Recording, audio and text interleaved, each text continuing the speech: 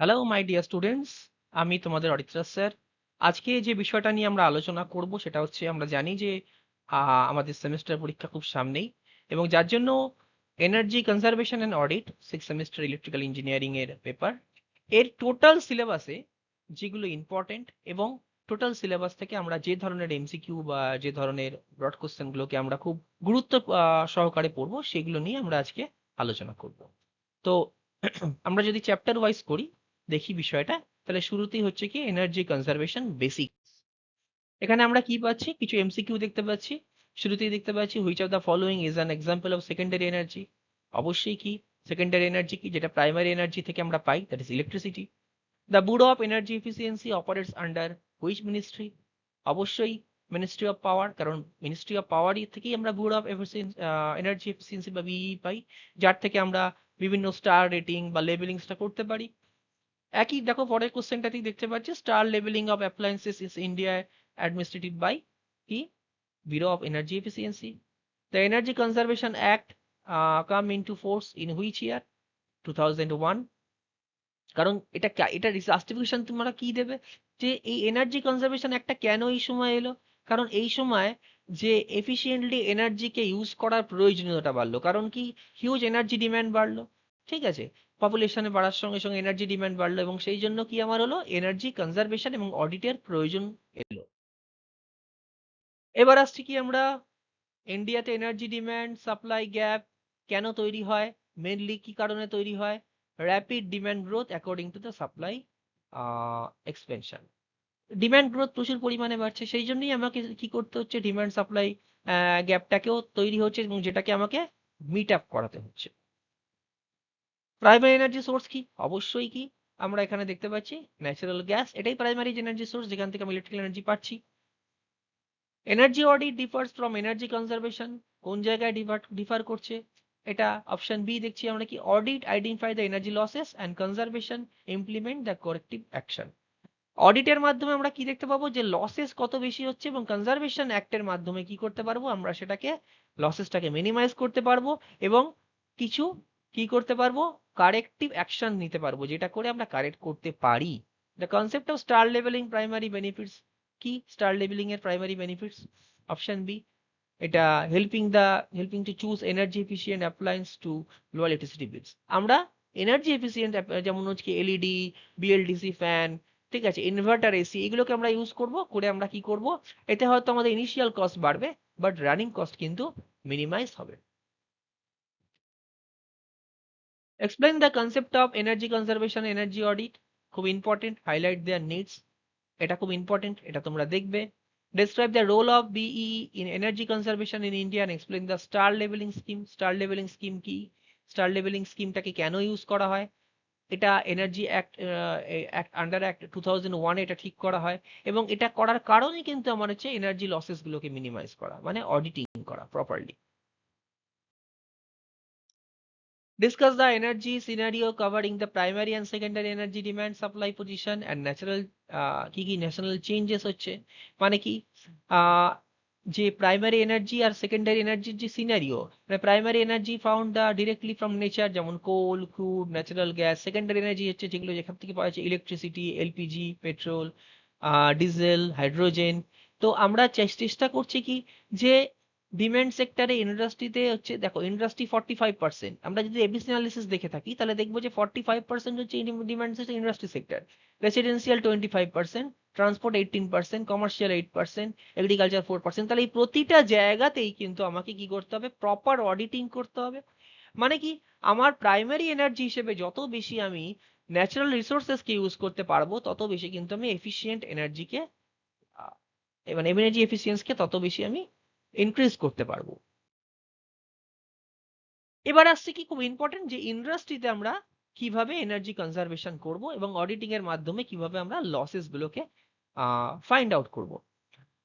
তো which of the following is not a technique for energy conservation in induction motor? খুব simple জিনিস, কি increasing the supply voltage beyond the rated value. Supply voltage কিন্তু যদি rated ভ্যালুর বেশি আমরা দিই, তাহলে কি হবে, খুব সিম্পল ভাবে আয়রন লস বাড়বে।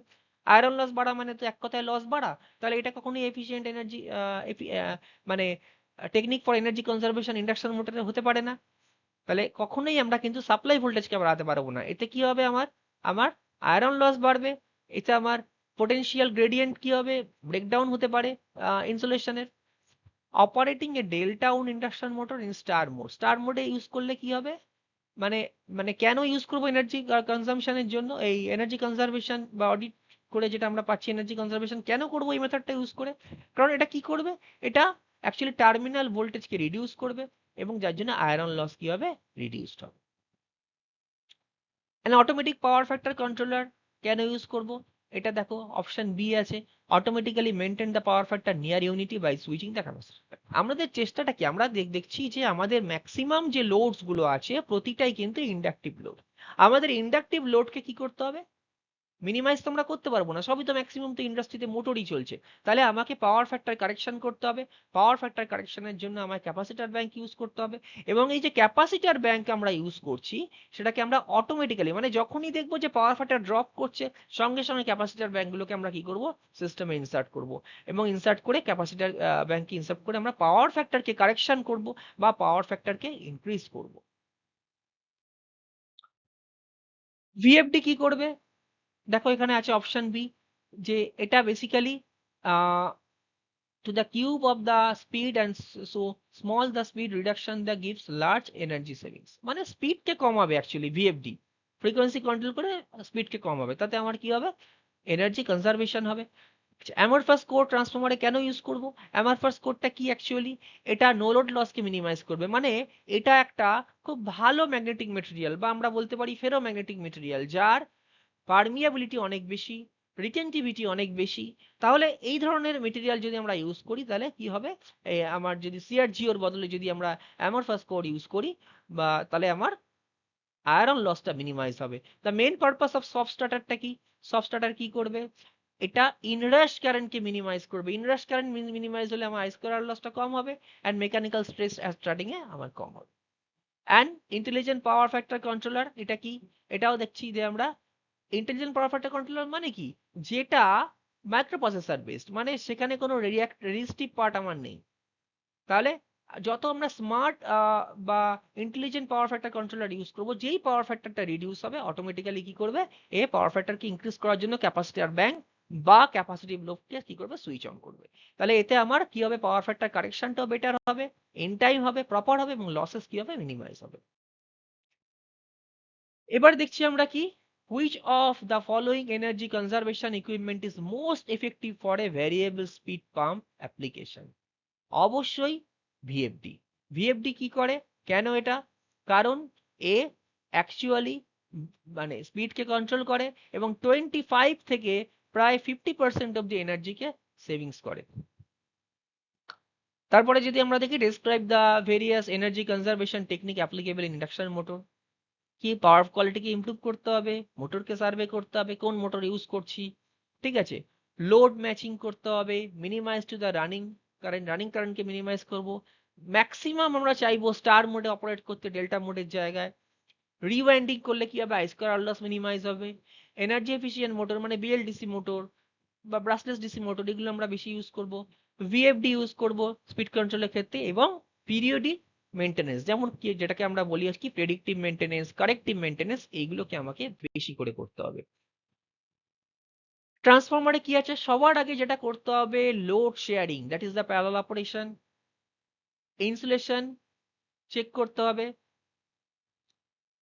এনার্জি এফিসিয়েন্ট ট্রান্সফরমার ইউজ করতে হবে, যেখানে আমরা কি ইউজ করব, অ্যামরফাস কোর ইউজ করব। অ্যামরফাস কোর ইউজ করলে কি হবে, এর এর হচ্ছে আয়রন লসটা অনেকটা কম হবে, তাহলে এটা অনেক 80% লেস আয়রন লস হবে নর্মাল সিআরজিও থেকে। পিরিয়ডিক মেনটেনেন্স করতে হবে, রেগুলার অয়েল লেভেল চেক করতে হবে, বা অয়েলের বিডিবি মানে ব্রেকডাউন ভোল্টেজ স্ট্রেংথ দেখতে হবে। অপটিমাল লোডিং করতে হবে, ট্রান্সফরমার এফিসিয়েন্সি ম্যাক্সিমাম, ঠিক আছে। তাহলে যত কপার লস বাড়বে তত কি হবে, এফিসিয়েন্সি রিডিউসড হবে। তাহলে অপটিমাল লোডিং করতে হবে, মানে কি একটা ট্রান্সফরমারের উপর বেশি চাপ দেওয়া যাবে না, প্যারালাল অপারেশন করতে হবে, বা প্রপার লোড শিডিউলিং করতে হবে। সফট স্টার্টারটা কি, সফট স্টার্টার একটা electronic device that control the voltage applied to the motor during the starting and gradually increase from a preset low value to full value। এটা preset ভ্যালুতে থাকবে, তার কমে কখনোই যাবে না। সফট স্টার্টার কি করবে, একটা প্রিসেট ভ্যালু থাকবে যে এই ভোল্টেজটাই আমরা সাপ্লাই দেবো। কারণ যদি ভোল্টেজ খুব বেশি বা কম হয়, ভোল্টেজ কম হলে ফ্লাক্স কম তৈরি হবে, ভোল্টেজ বেশি হলে আমার কি হবে, আয়রন লসটা বাড়বে। ঠিক আছে, এটা কোন জায়গায় ভিএফডি থেকে ডিফারেন্সটা কি? ভিএফডি তে কি করছি আমরা, ভেরিয়েবল ফ্রিকোয়েন্সি ড্রাইভ হিসেবে ইউজ করছি, ফ্রিকোয়েন্সি চেঞ্জ হচ্ছে তার সঙ্গে ভোল্টেজ চেঞ্জ হচ্ছে এবং ভি বাই এফ রেশিওটা কনস্ট্যান্ট থাকছে। ঠিক আছে, তাহলে এটা একটা খুব ইম্পর্টেন্ট কোশ্চেন, এগুলো ব্রড কোশ্চেন হিসেবে দেখবে তোমরা। নাম্বার 3, আমরা যদি থার্ড চ্যাপ্টারে যাই, যে energy conservation in electrical installation সিস্টেমে কি আছে। ফার্স্ট দেখছি technical losses in power distribution system আর প্রাইমারিলি ডিউ টু কি, কিসের জন্য কম হয়, আই স্কোয়ার লস। খুব ইম্পর্টেন্ট ব্যাপার, টেকনিক্যাল লস পাওয়ার ডিস্ট্রিবিউশনে যেটা সব থেকে ইম্পর্টেন্ট সেটা that is the resistive loss, copper loss. কারণ কি, আই স্কোয়ার লসটা কিসের উপর ডিপেন্ডেন্ট, লোডের উপর, যত বেশি লোড বাড়বে তত বেশি আই স্কোয়ার লস বাড়বে। Increasing distribution voltage reduces the I square R loss because, এটা কি বলছে দেখো, current decreases or I square loss drop sharply. যত কারেন্ট ডিক্রিজ হবে তত আই স্কোয়ার আর লসটা কিন্তু আমার কম হবে। তাই জন্য যত ভোল্টেজকে ডিস্ট্রিবিউট করব, যত ভোল্টেজ ডিস্ট্রিবিউট হবে, যত কারেন্টকে আমরা ডিস্ট্রিবিউট করতে পারবো, distribution voltage as same power, তত বেশি কিন্তু আমার আই স্কোয়ার লসটা কম হবে। Reactive power compensation using capacitor bank to a distribution feeder helps by reducing the reactive current in the feeder, lowering the I square R loss and improving the voltage profile. যত বেশি আমরা ফিডারে কম্পেনসেটর use করব, মানে reactive power কম্পেনসেটর, that is হতে পারে capacitor bank, হতে পারে synchronous condenser, over excited synchronous motor, তত বেশি আমার কি হবে, আই স্কোয়ার আর লসটা কমবে, কারণ রিঅ্যাক্টিভ কারেন্টটা তত বেশি রিডিউস করবে।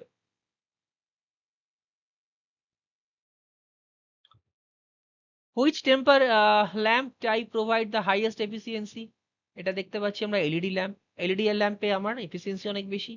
আচ্ছা, maximum demand controller helps the reduce the electricity cost by, এটা দেখছি option B, the shedding or shifting non-critical loads when demand approach at the present line to avoid the peak demand charge। মানে আমরা maximum demand controller এই জন্য use করছি যে pick demand মানে pick load, আমরা সবসময় চাইছি লোড কার্ভ যেন ফ্ল্যাটেন্ড অবস্থায় থাকে, লোড কার্ভের ওঠানামা যেন কম হয়। যত লোড কার্ভের ওঠানামা কম হবে তত বেশি আমার পিক লোড মানে রিডিউসড হবে, তত বেশি ইনপুট আমায় কম দিতে হবে, তত বেশি আমার combined operation of the power plant কম হবে, তত বেশি আমরা হাইড্রোইলেকট্রিক পাওয়ার প্ল্যান্টকে কম ইউজ করতে পারবো। মানে কি হবে, পিক ডিমান্ড যত রিডিউস করবে তত বেশি এনার্জি এফিসিয়েন্সি বাড়বে। Phase balancing in a three-phase distribution system helps to reduce the losses by reducing the unbalanced current and eliminating the neutral current loss.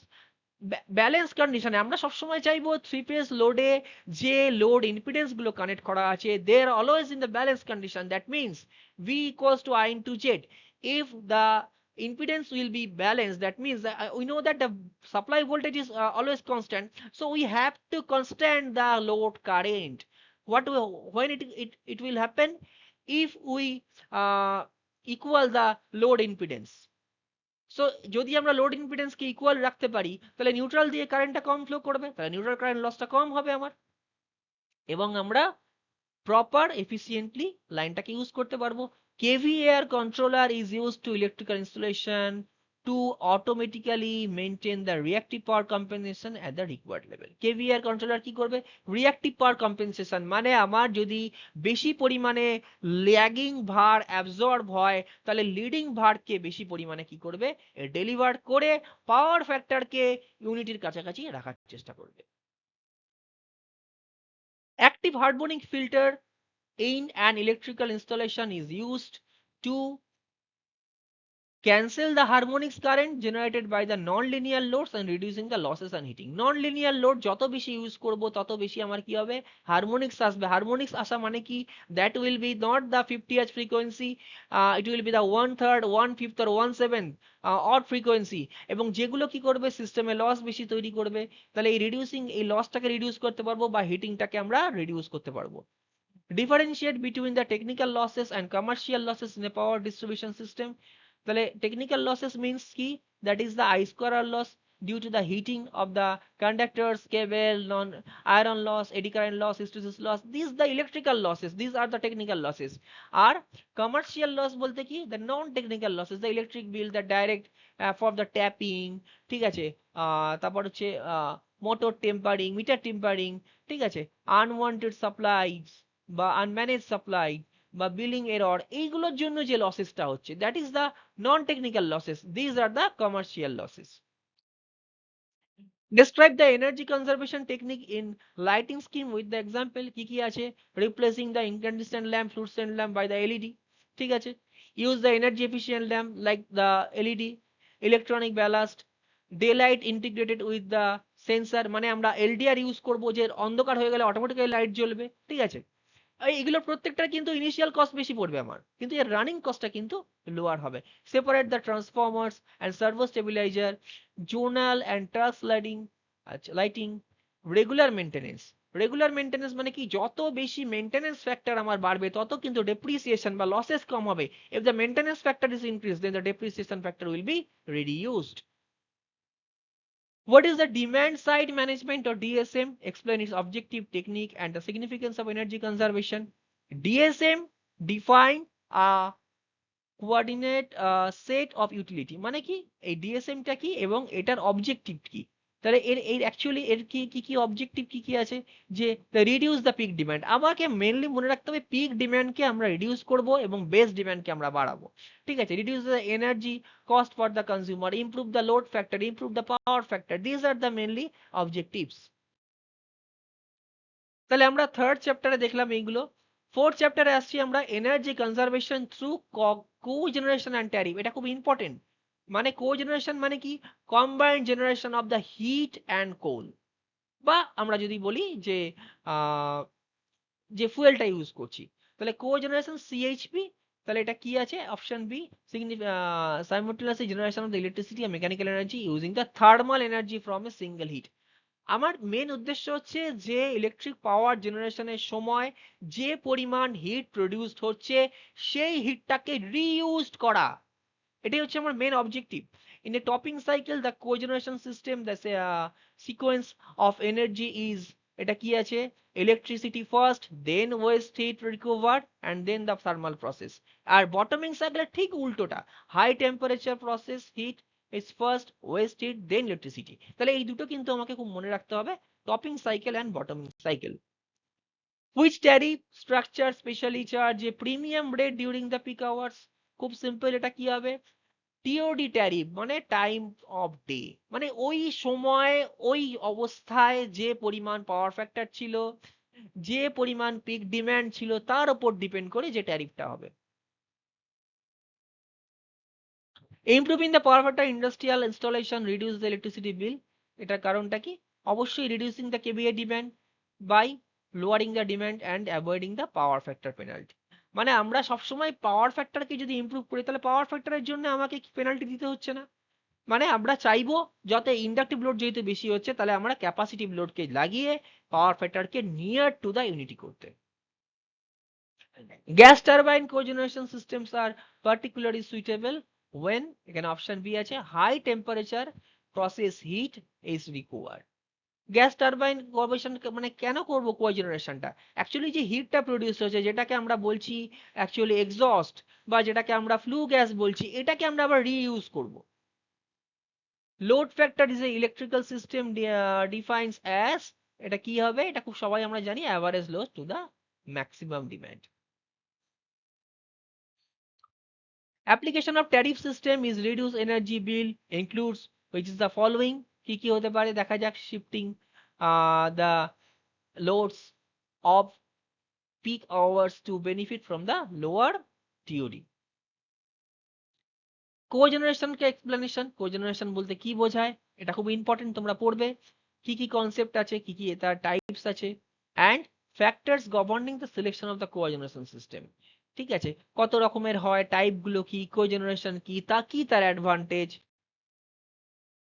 and describe the various types of electricity tariff structure, যেমন হচ্ছে flat rate tariff, two part tariff, three part tariff, maximum demand tariff, power factor tariff, load factor tariff, এইগুলো প্রত্যেকটা আমরা পড়বো। এবং how can a consumer use the tariff system to reduce the energy bill, এবং কিভাবে এই ট্যারিফটা মানে কি এক একটা ট্যারিফে দেখতে পাচ্ছি এক একটা জায়গায়, যেমন পাওয়ার ফ্যাক্টর ট্যারিফে আমি পাওয়ার ফ্যাক্টরকে কন্ট্রোল করবো।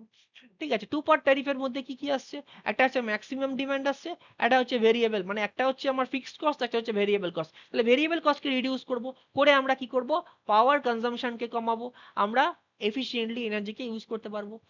তাহলে এইটাই আলোচনাটা খুব ইম্পর্টেন্ট, ভালো করে এটা পড়বে।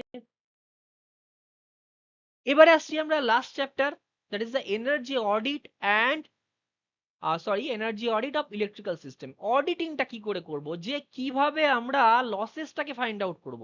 আগে তো লসেসকে ফাইন্ড আউট করতে হবে, তারপর তো তার এনার্জি কনজারভেশন হবে।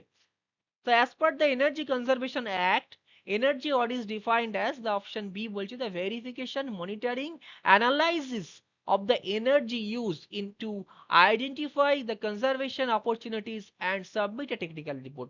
At first, you have to verify where is the losses, and then you have to monitor how much losses is occurred, and after that the energy use is identify যে কোথায় কতটা energy use হচ্ছে এবং সেটাকে কি করে আমরা reduce করতে পারি।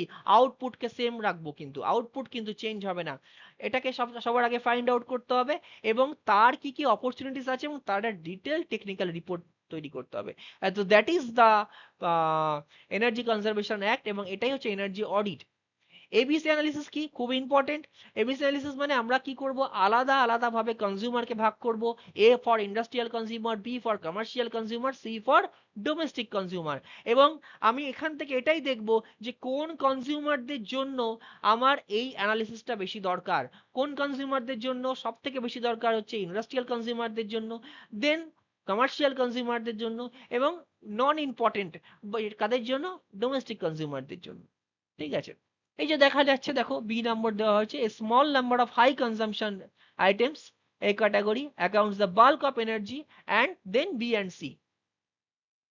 A Sankey diagram is energy audit is used to visually represent the energy input, output and losses. মানে আমি ভিজুয়ালি দেখতে পাবো যে ইনপুট কি আছে, আউটপুট কি আছে, লসেস কি আছে। কারণ যদি আমরা ভিজুয়ালি না দেখতে পাই, আমরা কিন্তু আউটপুটকে একই রাখার জন্য বা আউটপুটকে ইনক্রিজ করার জন্য লসেসকে কিন্তু রিডিউস করতে পারবো না।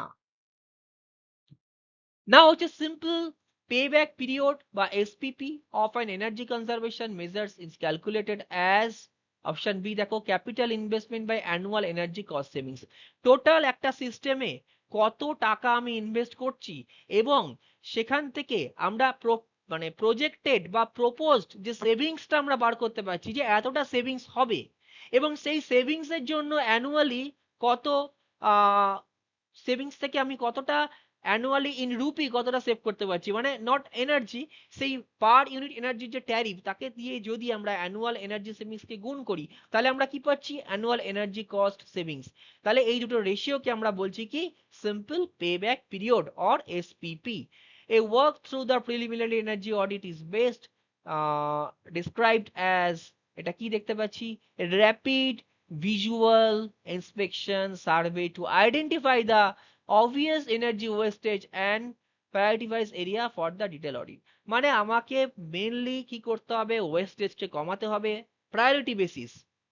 যেখানে আমার আউটপুট বেশি প্রয়োজন সেখানে আমি লসেসকে কমাবো, ওয়েস্টেজকে কমাবো, এবং দরকার হলে সেটাকে রিসাইকেল করব। Energy audit instruments are used to measure the power quality include the power quality analyzer measuring voltage unbalance, TSD and power factor। এইগুলো কি আমরা মেইনলি মেজার করব টুলস এর মাধ্যমে। আচ্ছা, তারপর আসছে কি, the detailed energy audit differs from the work through the audit in that it involves কি আছে, কি কি দেখতে হবে আমাকে, depth of the instrument measurement, energy balancing, complete cost benefit analysis, all conservation measures। যা যা conservation measures করা যায় সেইগুলো measures করতে হবে after auditing। Energy audit procedure work through for an electrical system typically includes with step first, কি কি step আছে, first collection analysis the utility bills and historical energy consumption data। Now আমরা broad কোশ্চেনে আসি, explain the complete energy audit procedure covering with work through the detail audit and what instrument are used, কি কি instrument use করা হয়, কি কি strategy বা এনার্জি অডিটিং এর কি কি প্রসিডিওর, ঠিক আছে, সেটা নিয়ে আমরা আলোচনা করব। এবিসি অ্যানালিসিস কি, আমি আগেই বলেছি এবিসি অ্যানালিসিস সম্পর্কে, explain it's significant energy audit. পরে প্র্যাকটিক্যাল এক্সাম্পল, একটা প্র্যাকটিক্যাল এক্সাম্পল দিয়ে আমরা এটাকে আলোচনা করছি, এটা খুব important. and the describe the energy audit report format and solve numerical on the payback। এবার এখানে দেখো বেশ কিছু নিউমেরিক্যাল এক্সাম্পল আছে, ঠিক আছে, এই নিউমেরিক্যাল এক্সাম্পল গুলো, ছোট ছোট এক্সাম্পল গুলো তোমরা দেখবে, এবং এগুলো দেখলে তোমরা কিন্তু বুঝতে পারবে যে বেসিক্যালি কি টাইপের নিউমেরিক্যালস এখান থেকে আসে।